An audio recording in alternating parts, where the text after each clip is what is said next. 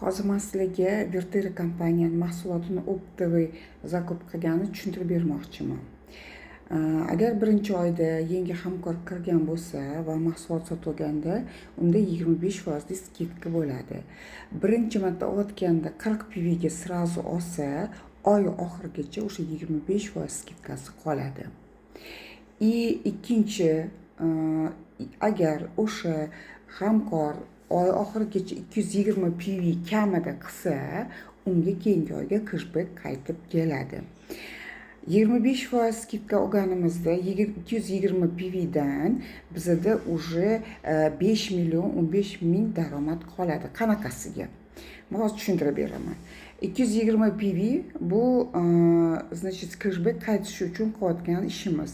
Har bir mahsulotimiz 25% skidka olganimiz uchun uni PVsi 375 PV bo'ladi va значит taxminan 59 ta banочка bizga taxminan olar ekanmiz.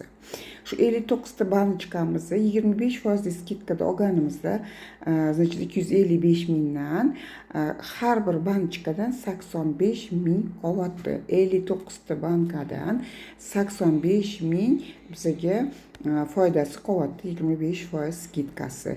Bu taxminan 5 million 15 ming so'm bo'ladi. 220 PV'miz bo'ladi 15 million 45 ming so'm. Значит biza agar 15 million 45 ming so'm pul tiksak birinchi oyda 220 PVga kamida, to bizada 5 million 15 ming so'm qolyapti. Bu birinchisi.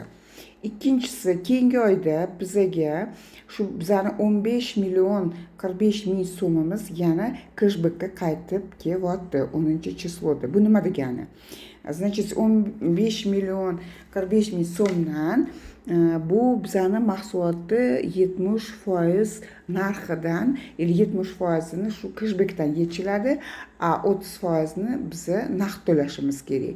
30% 102 ming so'm bo'lyapti bitta banочкamiz. Bu taxminan 340 ming 5 pivli bankani misolda keltiryapman. Значит 30% 102 ming bo'lsa, to bitta banочкani narxi 238 ming bo'lyapti. 238 ming bu yerdan yechiladi. Значит 15 million 45 ming so'mdan 238 ming agar bo'lsak, bu taxminan 63 ta banочка bo'lyapti.